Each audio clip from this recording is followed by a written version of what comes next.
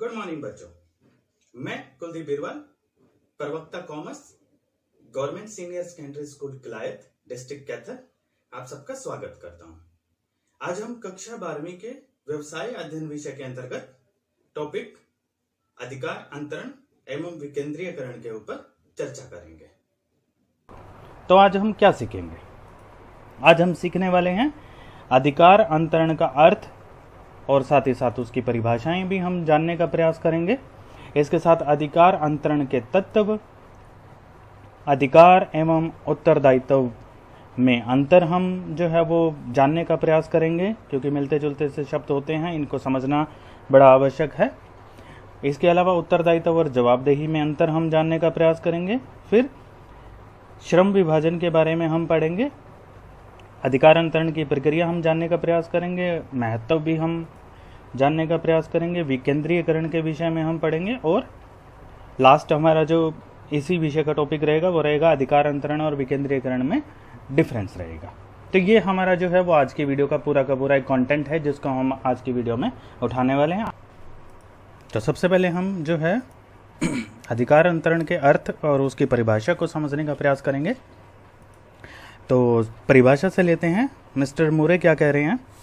अधिकार अंतरण से अभिप्राय दूसरे लोगों को कार्य सौंपने तथा उसे करने के लिए अधिकार प्रदान करना है। बिल्कुल साधारण सा अर्थ है, कोई ज़्यादा दिमाग जो है वो लगाने की आवश्यकता नहीं है। अधिकार अंतरण मतलब अपने अधिकार दूसरे लोगों को सौंपना है, और दूसरे लोग कौन होंगे? जो मेरे अंडर में काम कर रहे होंगे, उन्हीं को मैं ही अधिकार सौंपूंगा जिनसे मुझे जो है वो काम लेना है। तो मूरे की डेफिनेशन फिर से पढ़ देता हूं। अधिकार अंतरण से अभिप्राय दूसरे लोगों को कार्य सौंपना है तथा उसे कार्य के लिए अधिकार प्रदान करना है। काम भी सौंप दिया और उस काम से जुड़े हुए अधिकार भी हमने उसको प्रदान कर दिए, तो हम उसको कहेंगे अधिकार अंतरण। इंग्लिश में पढ़ना चाहें तो आप इंग्लिश में पढ़ लीजिए, मैंने आपके लिए इंग्लिश में भी जो है वो कर दिया है, आप स्क्रीनशॉट लेके रख सकते हैं। मिस्टर हेमन की पढ़ लेते हैं एक बार डेफिनेशन। अधिकार अंतरण का अभिप्राय केवल यह है कि अपने अधीनस्थों को निश्चित सीमाओं के अंतर्गत कार्य करने के अधिकार सौंपने हैं। तो मिस्टर हेमन कह रहे हैं कि निश्चित कर दें कि कितने कहाँ तक के अधिकार जो हैं वो अपने कर्मचारियों का, अधीनस्थ मतलब जो हमारे अंडर में काम कर रहा है। मान लो मैं प्रबंधक हूँ तो मेरे अंडर में सुपरवाइज़र हो सकते हैं जो कार्य कर रहे हो, तो वो उनको मैं अधीनस्थ कहूँगा, सुपरवाइजर्स को जो मेरे अंडर में काम कर रहे हैं, सबऑर्डिनेट्स। तो निश्चित सीमा तक, बिल्कुल टोटली अधिकार देने के पक्ष में नहीं है मिस्टर हेमन, लेकिन एक निश्चित सीमा तक जो है वो हम उनको अधिकार जो हम सौंपेंगे उनको हम अधिकार जो है वो अंतरण के नाम से जानते हैं। चलिए आगे बढ़ते हैं। क्या हमें याद रखना है अगर हम इसके अर्थ को पूर्ण रूप से जो है वो याद रखने का प्रयास करें? अधिकार अंतरण जो है वो संगठन प्रक्रिया का एक महत्वपूर्ण अंग है। हमने बिल्कुल स्टार्टिंग में पढ़ लिया था, ऑर्गेनाइजेशन प्रोसेस हमने पढ़ा था। इसकी आवश्यकता उस समय उत्पन्न होती है जब एक प्रबंधक के पास कार्यभार अधिक हो जाता है। अब वो एक प्रबंधक है, वो बहुत सारे कार्य जो है वो एकदम से अच्छे ढंग से परफॉर्म नहीं कर पाता, वह सभी कार्यों का निष्पादन स्वयं नहीं कर पाता, परफॉर्मेंस बढ़िया नहीं दे पाता। ऐसी स्थिति में वो क्या करता है? अपने कार्य को अपने अधीनस्थों में विभाजित कर देता है, थोड़ा हर एक को दे देता है जो उनके अंडर में काम करते हैं। लेकिन मात्र कार्य विभाजन कर देने से कार्य की सफलता सुनिश्चित नहीं होती। हमने पहले भी इस तरह की चीजें जो हैं वो प्रबंधन वाले जो शुरू वाले हमारे चैप्टर आए हैं उसमें हमने पढ़ा है। कार्य का सफलतापूर्ण निष्पादन करने के लिए अधीनस्थों को कार्य से संबंध में निर्णय लेने के अधिकार भी दिए जाने जरूरी होते हैं, नहीं तो वो कार्य कर ही नहीं पाएंगे, मशीनीकरण की तरह काम हो जाएगा उनका, उनकी जवाबदेही नहीं बन पाएगी क्योंकि उनके पास तो अधिकार नहीं है। अतः कार्य विभाजन और उसके निष्पादन हेतु आवश्यक अधिकार सौंपने को ही अधिकार अंतरण या फिर भारार्पण या अधिकार सौंपना या अधिकारों का प्रत्यायोजन कहते हैं। तो ये एक पूरा का पूरा पूर्ण अर्थ जो है वो हमारा अधिकार अंतरण का हो जाता है। कार्य विभाजन और निष्पादन हेतु आवश्यक अधिकारों को सौंपने को ही हम अधिकार अंतरण के नाम से जानते हैं। बिल्कुल अच्छा और साधारण सा टॉपिक है, बिल्कुल आसानी से बिल्कुल समझ में आने वाला है। चलिए टॉपिक को आगे बढ़ाते हैं। अधिकार अंतरण के तत्व एलिमेंट्स पढ़ते हैं अब हम कि इसके अंदर क्या क्या चीजें आती हैं। तो एक आता है उत्तरदायित्व, एक आएगा अधिकार और एक आएगा जवाबदेही। तो ये तीन ही चीज़ों के ऊपर जो है वो हम जो है वो आगे बढ़ाएंगे इस टॉपिक को। तो सबसे पहले उत्तरदायित्व, रिस्पॉन्सिबिलिटी। चलिए पढ़ देता हूँ। उत्तरदायित्व का अर्थ क्या हो गया? सौंपे गए काम को ठीक ढंग से पूरा करने की अधीनस्थ की जिम्मेवारी से है।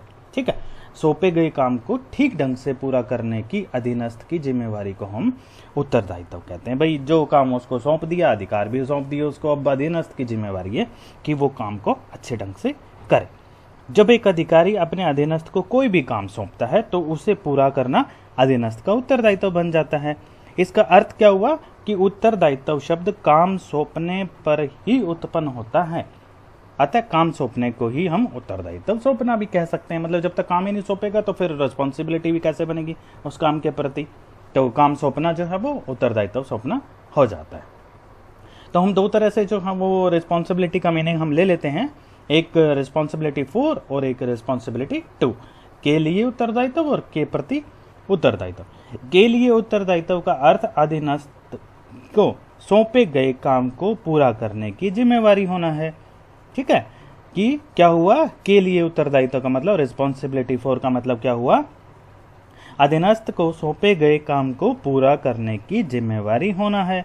और जबकि के प्रति उत्तरदायित्व, रिस्पॉन्सिबिलिटी टू का अर्थ क्या हुआ? अधीनस्थ की कार्य निष्पादन से संबंधित अपने अधिकारों के प्रति उत्तरदायित्व होना है। एक कार्य से संबंधित है, मतलब कार्य की परफॉर्मेंस से संबंधित है, और कार्य लेने से संबंधित है। ठीक है, या फिर और ज्यादा अगर हम शब्दों में कहें तो के लिए उत्तरदायित्व को क्रियात्मक उत्तरदायित्व और के प्रति उत्तरदायित्व को अंतिम उत्तरदायित्व के नाम से भी हम जानते हैं। ठीक है, तो रिस्पॉन्सिबिलिटी फॉर को हम ऑपरेटिंग रिस्पॉन्सिबिलिटी के नाम से जानते हैं और के प्रति उत्तरदायित्व को हम अल्टीमेट रिस्पॉन्सिबिलिटी यानी कि अंतिम उत्तरदायित्व के नाम से जानते हैं।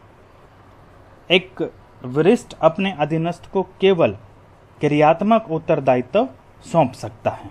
जो सीनियर है वो अपने जूनियर को केवल क्रियात्मक उत्तरदायित्व ही सौंप सकता है, अंतिम उत्तरदायित्व नहीं। यानी कि जो सीनियर है वो रिस्पॉन्सिबिलिटी फॉर तो जो है वो जनरेट कर सकता है, लेकिन रिस्पॉन्सिबिलिटी टू जनरेट नहीं कर सकता अपने जूनियर के लिए।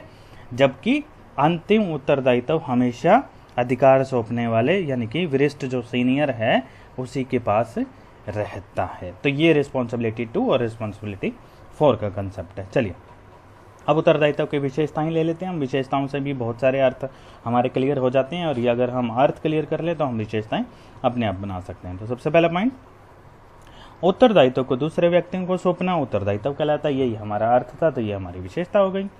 फिर कर्तव्य पालन, इसका सार जो है वो कर्तव्य पालन से होता है। जब काम सौंप देते हैं तो उस अधीनस्थ का जो है वो कर्तव्य हो जाता है कि उन सारे जो भी उसको काम दिए गए हैं उनको अच्छे ढंग से पूर्ण करे। फिर इसके अलावा इसकी उत्पत्ति अधिकारी अधीनस्थ संबंधों के कारण होती है। अधिकारी के अंडर में जो अधीनस्थ आएंगे, जब अधीनस्थ होंगे तभी उत्तरदायित्व जो है वो उत्पन्न होता है। अगर अधीनस्थ होंगे ही नहीं तो उत्तरदायित्व भी उत्पन्न नहीं होगा। तो ये हमारा उत्तरदायित्व वाला जो है कंसेप्ट है। चलिए अगले पे चलते हैं। अधिकार यानी कि अथॉरिटी, जो हमारा दूसरा पॉइंट है, क्या होता है जान लेते हैं। अधिकार का अभिप्राय निर्णय लेने की शक्ति से है। बिल्कुल साधारण सा अर्थ है। अधिकार का अभिप्राय निर्णय लेने की शक्ति से है। मतलब क्या हुआ कि सीनियर ने जो है वो कार्य करने के जो अधिकार जो है वो अपने अधीनस्थ जूनियर को दे दिए, तो अब उसके पास क्या आ गई? निर्णय लेने की शक्ति आ गई। अब उस काम की अच्छे ढंग से निष्पादन परफॉर्मेंस करने के लिए वो स्वतंत्र रूप से जो निर्णय लेने की शक्ति उसके पास में आ गई। निर्माण संसाधनों के प्रयोग करने अथवा कोई काम करने या ना करने से संबंधित हो सकते हैं। ये निर्णय जो हैं वो संसाधनों का प्रयोग करना है या नहीं करना, या कोई काम करना है या नहीं करना, इससे संबंधित जो है वो ये सारे के सारे निर्णय लेने की शक्तियां जो है वो अधीनस्थ को प्राप्त हो जाती हैं। विशेषताएं क्या है इसकी? सबसे पहली, अधिकार को दूसरे व्यक्तियों को सौंपा जाता है। ये बिल्कुल सिंपल है, जब तक दूसरे को नहीं सौंपेंगे तब तक तो वो पावर ही नहीं यूज कर पाएगा उन चीज़ों की। फिर इसका संबंध जो है वो पोस्ट से होता है, किस पोस्ट पे हम बैठे हैं पद से है। जैसे मैनेजर बैठा होगा या सुपरवाइज़र बैठा है, तो उससे जुड़ी हुई जो है वो सारी चीज़ें जो है वो अधिकार जो हैं उसी प्रकार से चलेंगे। जैसे ही पोस्ट बदलेगी, जैसे मान लो एक मैनेजर है और एक सुपरवाइज़र है, दोनों के पास अलग अलग तरह के अधिकार मिलेंगे। जैसे ही सुपरवाइज़र मान लो प्रबंधक की पोस्ट पे चला जाता है, प्रमोशन हो जाती है उसकी, तो उसके सुपरवाइज़र वाले अधिकार खत्म हो जाते हैं और प्रबंधक वाले अधिकार जो हैं वो उसके शुरू हो जाते हैं। आप इस प्रकार से इस उदाहरण से भी याद रख सकते हैं। या फिर एक हम अगर स्कूल की बात कर लें तो एक टीचर के अधिकार अलग मिलेंगे और एक प्रिंसिपल के अधिकार अलग मिलेंगे।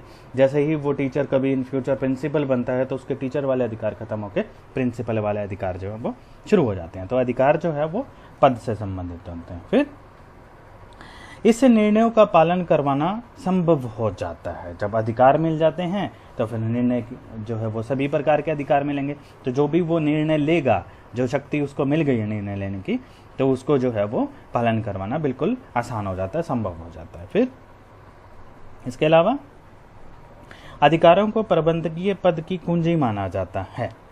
ठीक है, तो ये जो है authority is the key of managerial job, क्योंकि यदि किसी पद के साथ अधिकार नहीं जुड़े होंगे तो वह कभी भी अच्छे ढंग से कार्य निष्पादन नहीं कर पाएगा। तो अधिकार मिलेंगे तो अच्छे ढंग से हम कार्य संपन्न कर पाएंगे। चलिए आगे बढ़ाते हैं टॉपिक को। अधिकार एवं उत्तरदायित्व में अंतर। तो बेसिस जो है वो मैं बताता जाऊंगा और साथ ही साथ उनके अर्थ बताता जाऊंगा। अंतर के आधार, तो सबसे पहला है अर्थ। अधिकार क्या था? निर्णय लेने की शक्ति। और उत्तरदायित्व क्या था? किए जाने वाले काम से जुड़ा हुआ था। ठीक है। फिर दूसरा हमारा अधिकार दिशा या फिर प्रवाह हम कहें जिसको डायरेक्शन। अधिकारों का प्रवाह ऊपर से नीचे की तरफ होता है। प्रबंधक ने जो है वो अपने नीचे, मान लो सुपरवाइजर काम कर रहा था तो उसको जो है वो अधिकार देता है, तो ऊपर से नीचे चलता है। जबकि उत्तरदायित्व का प्रवाह नीचे से ऊपर चलता है। मतलब जो सुपरवाइजर था वो प्रबंधक के प्रति जो है वो उत्तरदायित्व उसका रहता है, तो ये नीचे से ऊपर चलता है उत्तरदायित्व। फिर उसके बाद उद्गम कैसे हुआ इसका? अधिकार जो है वो संगठन में औपचारिक पद के कारण उत्पन्न, फॉर्मल पोजीशन, और हमने अधिकार में पढ़ लिया ये तो पद से संबंधित होते हैं अधिकार। तो औपचारिक पद से जो है वो ये उत्पन्न होता है, जबकि उत्तरदायित्व जो है वो अधिकारी और अधीनस्थ के संबंधों के कारण उत्पन्न होता है, जो हमने उत्तरदायित्व के जो विशेषताओं में हमने पढ़ा था। फिर इसके बाद में चौथा सार। अधिकार सार निर्णयों का पालन करवाना है। अधिकार का जो सार है वो निर्णयों का पालन करवाना, क्योंकि निर्णय की शक्ति जो है कर्मचारी को मिल गई, अधीनस्थ को मिल गई, फॉर एग्जांपल सुपरवाइजर को मिल गई, तो वो क्या करता है, जो भी निर्णय वो लेता है उसके अधीनस्थ जो कर्मचारी होते हैं उनसे पालन करवाना जो है वो अधिकार क्षेत्र में शामिल होता है। जबकि उत्तरदायित्व का सार कर्तव्यों का पालन करना होता है। जो उसको रिस्पॉन्सिबिलिटी मिल गई वर्कर को, उसके प्रति जो है वो उसके कर्तव्य बन जाते हैं कि मुझे इस प्रकार के निर्णय, इस प्रकार के जो है वो उत्तरदायित्व मुझे मिला है, उसी प्रकार से मुझे वो कार्य करना है। तो कर्तव्य पालन जो है वो हमारा उत्तरदायित्व का सार कहलाता है। चलिए, जवाबदेही या फिर उत्तरदेयता, यह हमारा तीसरा है, हमारा एलिमेंट है अधिकार अंतरण का। अर्थ पे चलते हैं पहले। जवाबदेही का अभिप्राय अधीनस्थ द्वारा कार्य निष्पादन यानी कि वर्क परफॉर्मेंस के लिए अधिकारी को जवाब देने से है। जवाबदेही याद रखने का तरीका है, जवाबदेही जवाब देना, उत्तरदेही उत्तर देना। ठीक है, तो इस प्रकार से आप इसके अर्थ को याद कर सकते हैं। जवाबदेही का अभिप्राय अधीनस्थ द्वारा यानी कि जो जूनियर है, जैसे हम उदाहरण लेके चल रहे हैं प्रबंधक और सुपरवाइजर का, तो उसमें अधीनस्थ सुपरवाइजर है। तो सुपरवाइजर क्या कर रहा है, अपने कार्य वर्क परफॉर्मेंस के लिए अधिकारी को जवाब जो दे रहा है ना, उसको हम जवाबदेही कहेंगे यहाँ पे। या फिर अन्य शब्दों में हम कहें, जब अधिकारी अधीनस्थ को काम अथवा उत्तरदायित्व सौंपता है और उसे पूरा करने के लिए आवश्यक अधिकार देता है, तो अधीनस्थ कार्य निष्पादन के लिए अधिकारी के समक्ष जवाबदेही होता है, उत्तरदेयता होता है। बिल्कुल आसान सा है इसका अर्थ। चलिए विशेषताएं पढ़ते हैं इसकी। पहली, जवाबदेही को दूसरे व्यक्तियों को नहीं सौंपा जा सकता। मतलब जिसको कार्य सौंपा गया है वही उसकी जवाबदेही देगा, कोई दूसरा व्यक्ति, अन्य व्यक्ति नहीं दे सकता। फिर यह केवल अधिकार सौंपने वाले व्यक्ति के प्रति होती है। मतलब जिसने मुझे अधिकार सौंपा है, मेरी जवाबदेही उसी के प्रति होगी। प्रबंधक ने सुपरवाइजर को अधिकार सौंपा है तो सुपरवाइजर की जवाबदेही प्रबंधक के प्रति होगी, किसी तीसरे आदमी के प्रति नहीं होगी। फिर इसका आधार अधिकारी अधीनस्थ संबंध होता है। ठीक है, अधिकारी अधीनस्थ होंगे तभी जो है वो जवाबदेही उत्पन्न होगी, अदरवाइज नहीं होगी। फिर इसके अलावा क्या हो सकता है, यह अधिकार सौंपने के कारण उत्पन्न होती है। अगर अधिकार ही नहीं सौंपा गया तो जवाबदेही जो है वो बिल्कुल भी नहीं बनती है। तो ये हमारा जवाबदेही है। फिर इसके बाद हमारा आता है उत्तरदायित्व और जवाबदेही में डिफरेंस। छोटे छोटे पॉइंट हैं बिल्कुल। सबसे पहले हम आधार का जो है वो अंतर का आधार लेंगे। अर्थ उत्तरदायित्व किए जाने वाले काम से संबंधित होता है और हमारा जवाबदेही जो होता है वो वरिष्ठ के समक्ष किए गए काम के लिए जवाब देना होता है, जो अभी हमने जस्ट अर्थ लिया है। उत्तरदायित्व जो है वो जब हमें कार्य जो है वो सौंप दिया जाता है तब उत्तरदायित्व उत्पन्न हो जाता है, और जब हम जवाबदेही का मतलब क्या होता है कि हमें वरिष्ठ को अपने काम वर्क परफॉर्मेंस के लिए जो हम आंसर देते हैं, जवाबदेही देते हैं, उसको हम जो जवाबदेही कहते हैं। फिर दूसरे को सौंपना, अंतर का आधार है ये। उत्तरदायित्व अथवा काम को दूसरे व्यक्तियों को सौंपा जा सकता है, जबकि जवाबदेही में दूसरे व्यक्ति को नहीं सौंपा जा सकता। जिसको काम दिया गया है वही जवाबदेही जो है वो अपने सीनियर को देगा। एक ये भी डिफरेंस का आधार है इसमें। और तीसरा उद्गम, उत्तरदायित्व अधिकारी अधीनस्थ संबंध के कारण उत्पन्न होते हैं, जबकि जवाबदेही अधिकार सौंपने से संबंध होते हैं। अधिकार नहीं सौंपा जाएगा तो जवाबदेही भी नहीं बनेगी। उत्तरदायित्व जबकि अधिकार और अधीनस्थ के संबंध के कारण होते हैं, जब दोनों आपस में मिलकर कार्य करते हैं तो उत्तरदायित्व उत्पन्न होता है। तो ये छोटा सा एक आसान सा था। अब इसके अंदर एक इम्पोर्टेंट सा छोटा सा एक पॉइंट है कि क्या उत्तरदेयता को सौंपा जा सकता है, क्या जवाबदेही को सौंपा जा सकता है, इस प्रकार का। तो उत्तरदेयता के बारे में एक ये महत्वपूर्ण प्रश्न है कि इस प्रकार का आपका प्रश्न आ सकता है 2 नंबर में कि क्या एक अधिकारी अपने अधीनस्थों को अधिकारों का अंतरण करके अंतिम उत्तरदेयता से मुक्त हो सकता है।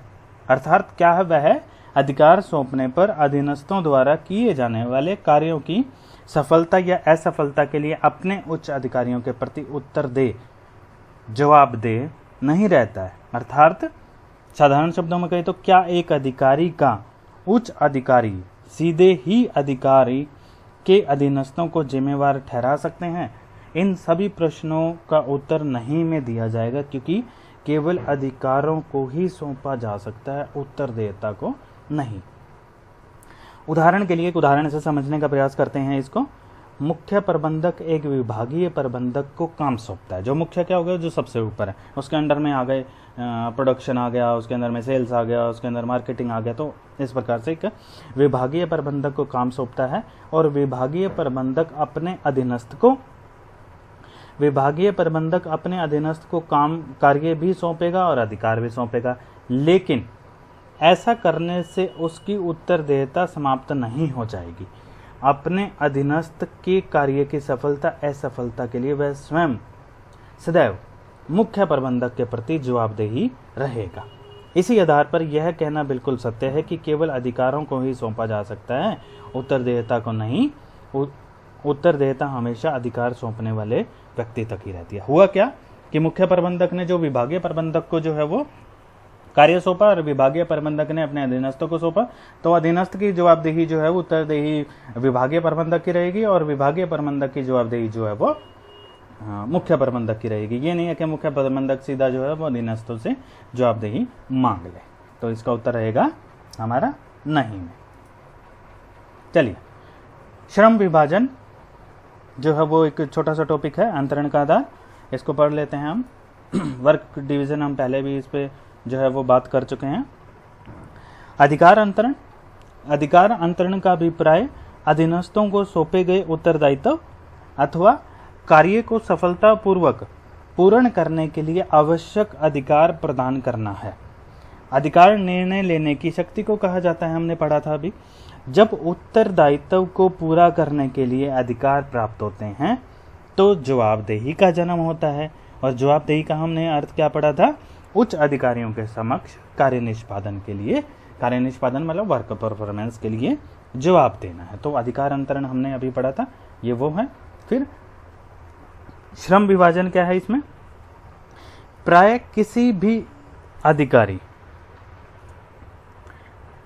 कोई भी अधिकारी इतना सक्षम नहीं होता कि सारा काम स्वयं कर ले। इस चैप्टर की शुरुआत यहीं से हुई थी कि प्रबंधक में वर्कलोड बढ़ गया, वो अपना काम डिवाइड कर रहा है। तो श्रम विभाजन, डिवीजन ऑफ लेबर, प्राय कोई भी अधिकारी इतना सक्षम नहीं होता कि सारा काम स्वयं कर ले। अपने कार्य को सफलतापूर्वक पूरा करवाने के लिए अधिकारी अपने संपूर्ण कार्य का विभाजन कर देता है, मतलब बांट देता है कार्य। काम को अनेक भागों में विभक्त करके प्रत्येक भाग के लिए अलग अलग व्यक्ति को अधिकारी बना देता है, अधिकारी को सौंप देता है। इस प्रक्रिया को श्रम विभाजन कहा जाता है। 1 नंबर में 2 नंबर में आ जाता है इस प्रकार का प्रश्न। इसका आधार जो है वो विशिष्टीकरण है। विशिष्टीकरण हम पिछले वीडियो में खूब अच्छे से पढ़ के आए हैं, तो इस वीडियो में नहीं करता डिस्कशन। तो कहने का तात्पर्य क्या हुआ कि श्रम विभाजन यानी कि कार्य को सौंपना, श्रम विभाजन होने पर ही अधिकार सौंपने की बात आती है। यदि कार्य ही नहीं सौंपा जाएगा तो अधिकार सौंपने का कोई औचित्य नहीं रह जाता। अतः कह सकते हैं हम कि अधिकार अंतरण श्रम विभाजन पर आधारित होती है। तो दोनों आपस में ये जुड़े हुए हैं। चलिए इसी टॉपिक का अगला टॉपिक, अधिकार अंतरण प्रक्रिया क्या है। बड़ा अच्छा इंपॉर्टेंट सा छोटा सा टॉपिक है ये। प्रोसेस जो है वो सबसे पहला इसके अंदर आएगा उत्तरदायित्व सौंपना। तो 3 स्टेप के ऊपर ये जो है वो टिकी हुई है, तो स्टेप टू स्टेप हम उठा लेते हैं इसको। सबसे पहले उत्तरदायित्व सौंपना, बार बार उत्तरदायित्व आ रहा है, धीरे धीरे आपका कंसेप्ट जो है वो बिल्कुल क्लियर हो जाएगा। अधिकार अंतरण प्रक्रिया, अधिकार अंतरण क्या था? अधिकार को डिवाइड करना, दूसरे को सौंपना। अधिकार अंतरण प्रक्रिया का पहला कदम उत्तरदायित्व सौंपा जाना है। प्राय कोई भी अधिकारी इतना सक्षम नहीं होता कि वह अपने सारा का सारा काम जो है वो अच्छे ढंग से पूरा कर ले। तो अपने कार्य को अच्छे ढंग से पूरा करने के लिए, सफलतापूर्वक निष्पादन के लिए अधिकारी अपने संपूर्ण कार्य का विभाजन कर देता है। विभाजन का मतलब बांट देता है दूसरे अपने अधीनस्थों में। इस प्रकार वह महत्वपूर्ण कार्य को अपने पास रखकर शेष सभी कार्य जो है वो अपने अधीनस्थों को सौंप देता है। जैसे कि मुख्य प्रबंधक अपने पास रख लेगा स्पेशल जो पावर्स हैं, और बाकी सारी अंडर जो उसके आते होंगे विभागीय प्रबंधक या सेल्स वाला आ गया, मार्केटिंग वाला आ गया, परचेज वाला आ गया, तो उनमें बांट देगा वो सारे के सारे काम। अधीनस्थों को कार्य सौंपते समय उनकी योग्यता और कुशलता को ध्यान में रखा जाता है। उदाहरण के लिए एक वित्त प्रबंधक वित्त व्यवस्था के काम को अपने पास रखकर लेखांकन या फिर डाटा कलेक्ट करना इत्यादि के कार्य अपने अधीनस्थों को सौंप सकता है। तो मेन काम अपने पास रख लेगा वित्त प्रबंधक, और बाकी जो छोटे छोटे काम है वो सारे के सारे अपने अधीनस्थों में बांट देगा। तो ये होगा हमारा उत्तरदायित्व सौंपना। फिर प्रोसेस का दूसरा जो है वो हमारा स्टेप है वो है अधिकार प्रदान करना, ग्रांटिंग अथॉरिटी। अधिकार अंतरण प्रक्रिया का दूसरा कदम कार्य का सफलतापूर्वक निष्पादन के लिए अधिकार सौंपना है। हमने पढ़ लिया इसी चैप्टर में, अधिकार नहीं सौंपे जाएंगे तो कार्य का निष्पादन अच्छे प्रकार से नहीं हो पाएगा। जब तक अधीनस्थों को अधिकार प्रदान ना कर दिए जाएं तब तक कार्य भार सौंपना अर्थहीन होता है, मतलब उसकी परफॉर्मेंस बेटर नहीं हो सकती। अर्थात कार्यभार को पूरा करने के लिए सभी आवश्यक अधिकार सौंपे जाने चाहिए। उदाहरण के लिए, जब तक एक मुख्य प्रबंधक क्रय प्रबंधक को क्रय विभाग का काम सौंपता है तो माल क्रय, माल का स्टॉक कितना रखना है, कितना माल क्रय रखना है, अपने कार्य को अधीनस्थों में बांटने आदि के अधिकार भी प्रदान कर देता है। ठीक है, तो मतलब मुख्य प्रबंधक ने जो परचेजिंग मैनेजमेंट था उसको जो है ना सारे अधिकार दे दिए कि आप अपने ढंग से कार्य का विभाजन कीजिए जिस प्रकार से जिसको भी देना चाहें। तो ये हो गया हमारा अधिकार प्रबंधन दूसरा स्टेप। तीसरा आ जाएगा हमारा उत्तरदायित्व निश्चित करना। ये सारे हम अर्थ पहले पढ़ चुके हैं, अधिकार, उत्तरदायित्व, उत्तरदायित्व, बस वो स्टेप टू स्टेप चल रहे हैं अब हम। Fixing accountability. अधिकार अंतरण प्रक्रिया का अंतिम कदम अधीनस्थों को कार्य निष्पादन के लिए जिम्मेवार ठहराना है। जिसको काम दिया है उसकी उत्तरदायित्व अब निश्चित कर लेते हैं हम। प्रत्येक अधीनस्थ केवल उस अधिकारी के समक्ष ही जवाबदेही होगा जिससे कार्य करने के अधिकार उसको प्राप्त हुए हैं। जवाबदेही का हमने अर्थ पढ़ा भी था कि कार्य निष्पादन के लिए अधिकारियों द्वारा मांगे गए स्पष्टीकरण का उत्तर देना जवाबदेही होते हैं। तो सबसे पहले उत्तरदायित्व सौंप दिए, फिर अधिकार सौंप दिए और फिर उसके बाद उत्तरदायित्व हमने निश्चित कर दिए। तो ये तीनों इसी प्रकार से स्टेप जो है वो हमारे चलते हैं।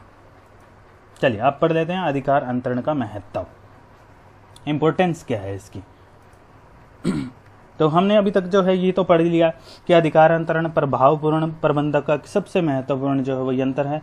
जैसे कि किसी व्यक्ति को कार्यभार उसकी क्षमता से अधिक है तो फिर वो जो है अपनी क्षमता को बनाए रखने का प्रयास करता है, लेकिन फिर अंत में हम क्या करते हैं कि अधिकार अंतरण कर देते हैं, मतलब उसको वर्क को जो है वो अपने हिस्सों में आगे आगे बांट देता है, जिससे क्या होता है कि उस अधिकारी की क्षमता विस्तृत हो जाती है, बढ़ जाती है और ज़्यादा।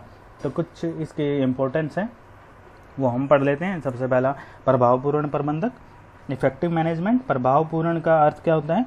उद्देश्य को सफलतापूर्वक प्राप्त कर लेना, सही समय पे कम कॉस्ट में जो है वो हमने अच्छा प्रोडक्ट बना लेना। प्रोडक्ट का ही एग्जांपल लेता हूँ।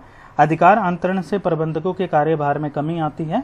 वे प्रबंधकों को अधिकार अंतरण करते हैं, निश्चित रूप से उन प्रबंधकों से जो अधिकार अंतरण नहीं करते, बेहतर निर्णय लेने की क्षमता रखते हैं। उन्हें अधीनस्थों के कौशल का लाभ भी मिलता है। भाई मेरे अंडर में कोई इतना बढ़िया काम करने वाला हो, मैं जब तक वर्क डिस्ट्रीब्यूशन ही नहीं करूँगा तो मुझे भी पता नहीं चलेगा, तो उसका भी मुझे लाभ मिलेगा जब मैं अधिकार अंतरण करना शुरू कर दूंगा। यह स्थिति उद्देश्य प्राप्ति को आसान बना देती है और हमारा जो वर्क परफॉर्मेंस है वो बहुत ज़्यादा इम्प्रूव हो जाता है। तो ये प्रभावपूर्ण प्रबंधक है। फिर उसके बाद कर्मचारी विकास, एम्प्लॉय डेवलपमेंट। एक व्यक्ति का मानसिक विकास तभी होता है जब वो उसके पास निर्णय लेने का अधिकार होता है, अपने ढंग से वो कार्य कर पाता है। फिर अधिकार अंतरण प्रक्रिया अधीनस्थों को निर्णय लेने के अधिकार ही प्रदान करती है। अधिकारों के होते हुए प्रबंधक विभिन्न परिस्थितियों में निर्णय लेते हैं। परिणाम स्वरूप क्या होता है कि भविष्य में अधिक उत्तरदायित्व ग्रहण करने के भी वे योग्य बन जाते हैं। तो उनका विकास होता है, जैसे जैसे वो छोटा काम करते हैं फिर उनको और ज़्यादा अधिकार देते हैं, बड़ा काम करने लग जाते हैं, उनसे क्या होता है उनकी भी डेवलपमेंट जो है वो अच्छे तरीके से होने लग जाती है। तो कर्मचारियों का विकास करने में भी अधिकार अंतरण सहायक होता है। फिर कर्मचारियों का अभिप्रेरणा, मोटिवेशन ऑफ एम्प्लॉय। अधिकार अंतरण प्रक्रिया में अधीनस्थों को उत्तरदायित्व और अधिकार सौंपे जाते हैं, मतलब उनको स्वतंत्रता प्रदान कर दी जाती है कार्य करने की। इस स्थिति का लाभ उठाते हुए क्या करते हैं वो अपनी योग्यता और कुशलता का बढ़िया प्रदर्शन कर पाते हैं। बेहतर परिणाम आने पर संस्था में उनकी एक अलग पहचान बन जाती है, जिससे क्या होता है कि उन्हें कार्य संतुष्टि मिलती है, जॉब सेटिस्फेक्शन मिलती है। और जॉब सेटिस्फेक्शन एक ऐसी चीज़ होती है जिससे हम इंटरनली मोटिवेट होते हैं। तो कर्मचारियों का अभिप्रेरणा में भी अधिकार अंतरण सहायक होता है। फिर विकास में सहायक, अधिकार अंतरण प्रक्रिया से किसी भी व्यक्ति या विभाग का ही विकास नहीं होता बल्कि पूरे संगठन का विकास होता है।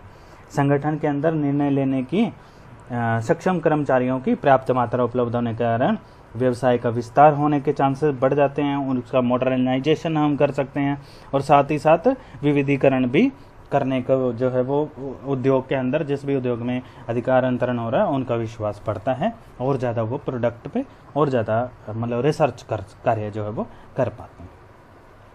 फिर अधिकार अधीनस्थ संबंधों का आधार जो है कि ये विशेषता है, एक संगठन को सफलतापूर्वक चलाने के लिए अधिकारी अधीनस्थ संबंधों का होना सबसे जरूरी है। दोनों में जितना अधिक कोऑर्डिनेशन होगा उतना ही बढ़िया वो कार्य कर पाएंगे, क्योंकि इस संबंध के कारण ही वे एक दूसरे के संपर्क में आते हैं और एक दूसरे को समझने लग जाते हैं।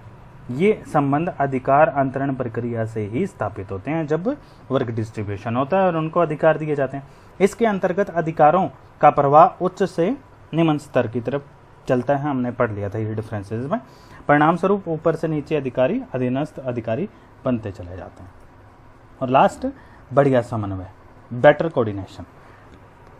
अधिकार अंतरण, उत्तरदायित्व, अधिकार उत्तरदेयता, जो हमने अभी स्टेप्स पढ़े थे, उत्तरदायित्व अधिकार उत्तरदेयता के संबंध में स्थापित करने वाली एक प्रक्रिया है। इसमें कर्मचारियों को अपनी शक्तियों, कर्तव्यों व कार्य निष्पादन के प्रति जवाबदेही का स्पष्टीकरण देना होता है।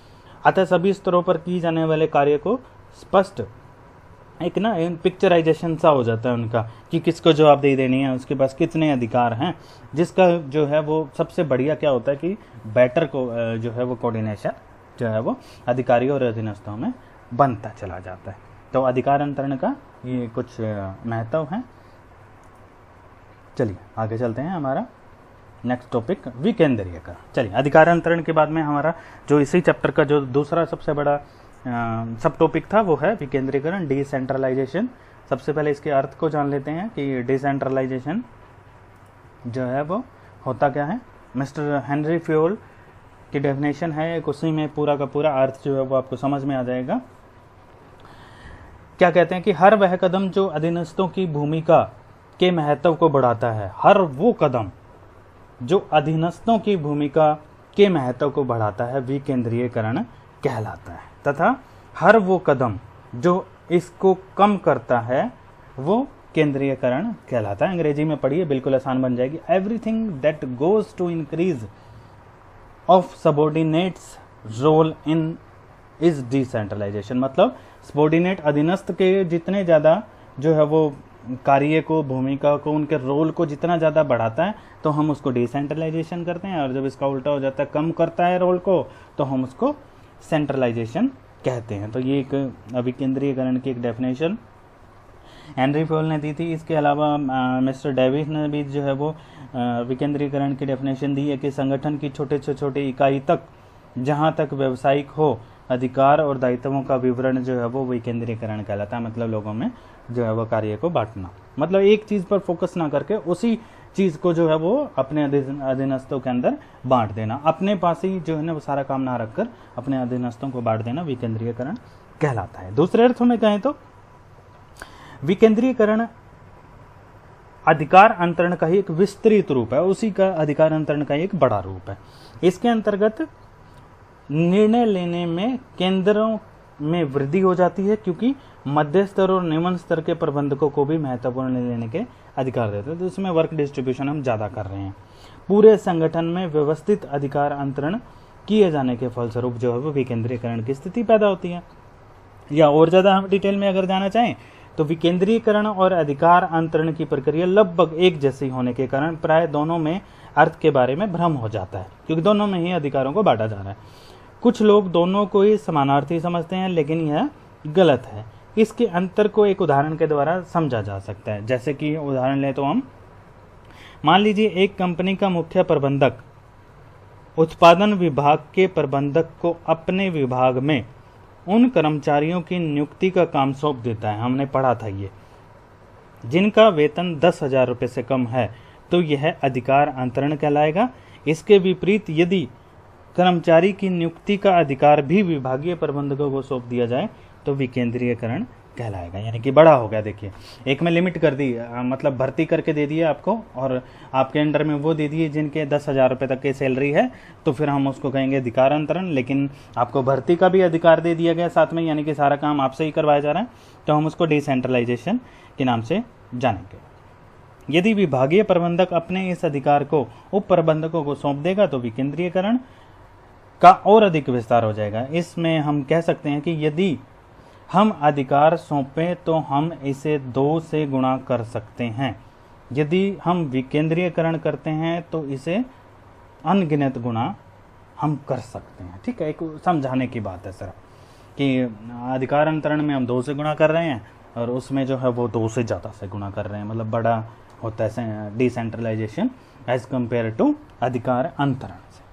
चलिए, विकेंद्रीकरण का ही टॉपिक चल रहा है। विकेंद्रीकरण की विशेषताएं हम जान लेते हैं। सबसे पहली विशेषता है यह अधिकार अंतरण का एक विस्तृत रूप है। अगर विशेषताएं हमने ध्यान से समझ ली तो अर्थ बना सकते हैं हम इसका।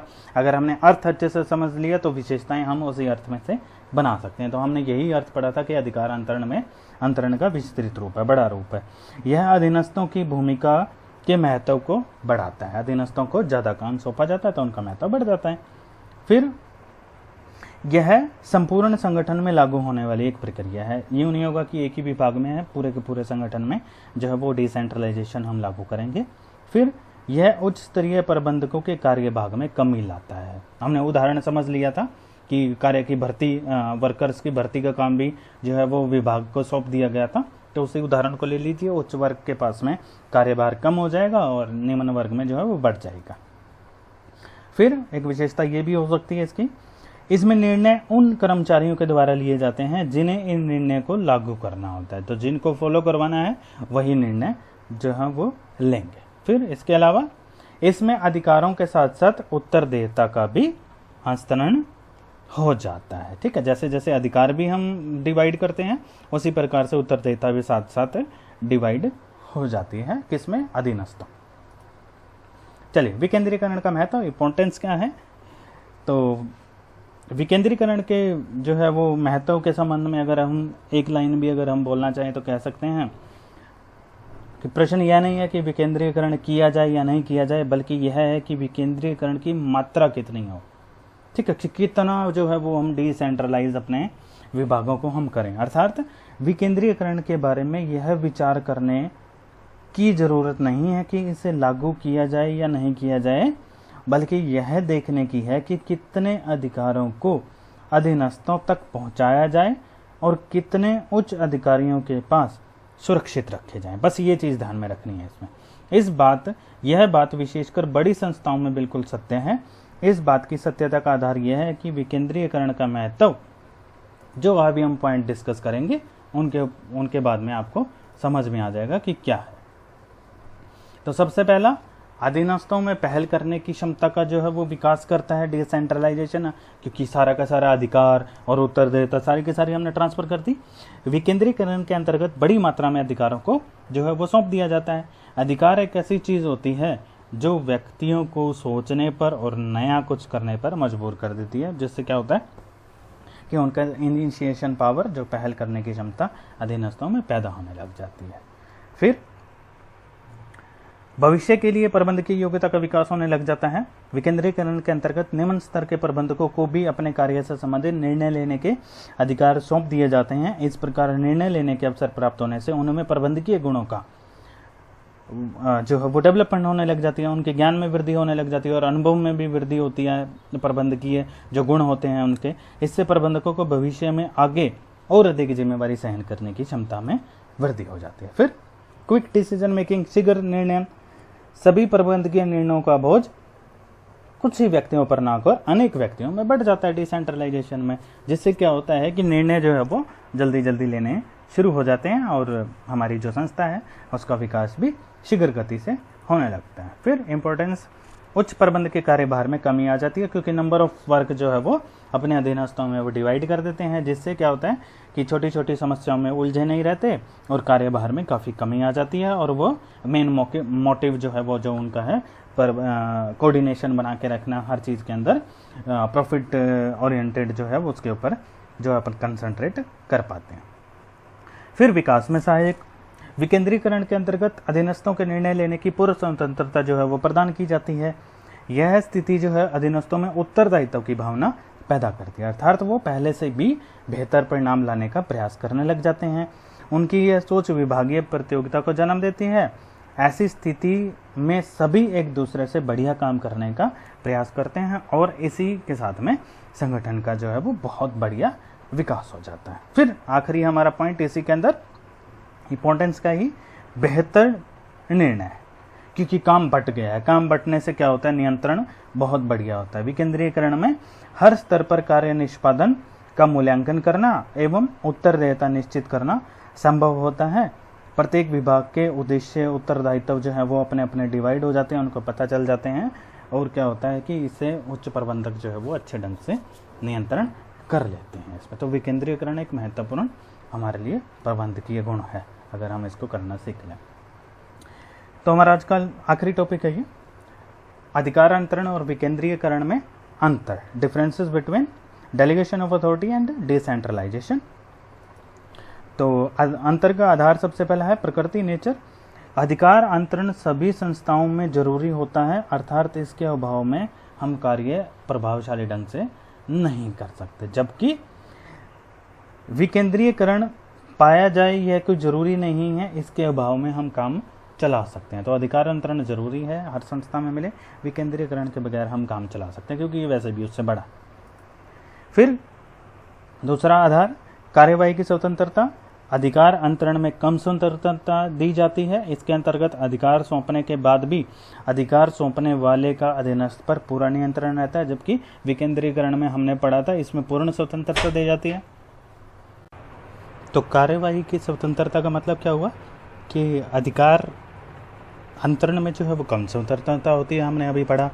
उनको पूर्ण रूप से जो है वो अधिकार जो है वो नहीं सौंपे जाते। इसके अलावा विकेंद्रीकरण की जब हम बात करते हैं तो उसमें अधिक स्वतंत्रता होती है, लगभग पूर्ण स्वतंत्रता होती है। इसके अंतर्गत प्राय अधिकार जो है वो सौंपने वाले का अधीनस्थों पर कम नियंत्रण होता है अपेक्षाकृत अधिकार नियंत्रण पर। फिर तीसरा जो है वो अंतर का आधार रहेगा हमारा स्थिति, स्टेटस। अधिकार अंतरण में कार्य विभाजन के फलस्वरूप की जाने वाली प्रक्रिया अधिकार अंतरण होती है। कार्य विभाजन इसके अंदर जो है वो मैटर करता है अधिकार अंतरण में, जबकि विकेंद्रीकरण में उच्च प्रबंधक द्वारा बनाई गई नीति का परिणाम जो है वो विकेंद्रीकरण होता है। तो ये स्थिति एक आधार है इसका। फिर उसके अलावा क्षेत्र, स्कोप। अधिकार अंतरण अधिकारों के सीमित वितरण को प्रदर्शित करता है, इसीलिए इसका क्षेत्र सीमित होता है। क्या है? अधिकार अंतरण अधिकारों के सीमित वितरण को प्रदर्शित करता है, मतलब पूर्ण रूप से जो है वो हम अपने वर्ग को या उससे जुड़े हुए अधिकारों को जो है वो पूर्ण रूप से जो है वो वितरण हम उसको बांट नहीं जाते, जबकि विकेंद्रीकरण में अधिकारों के व्यापक विस्तारीकरण को जो है वो दर्शाता है, इसलिए इसका क्षेत्र बड़ा होता है। जबकि हमारा अंतर का जो है वो लास्ट आधार जो है वो है उद्देश्य, पर्पस। अधिकार अंतरण का उद्देश्य एक अधिकारी के कार्यभार को कम करना होता है। अधिकार अंतरण का उद्देश्य एक अधिकारी के कार्यभार को कम करना होता है, जबकि विकेंद्रीकरण का उद्देश्य संगठन में सत्ता का फैलाव करना होता है, मतलब एक के ऊपर डिपेंडेंसी को कम करना होता है। हम ज़्यादा लोगों के ऊपर अपना कार्य वितरण जो है वो बांट देते हैं, ताकि एक ही जो है वो उसी के ऊपर बहुत ज़्यादा वर्कलोड ना हो जाए या बहुत ज़्यादा उत्तरदायित्व उसी का ना हो जाए, तो हम उसमें क्या करते हैं, फैलाव कर देते हैं बहुत ज़्यादा। तो ये था हमारा आज का टॉपिक।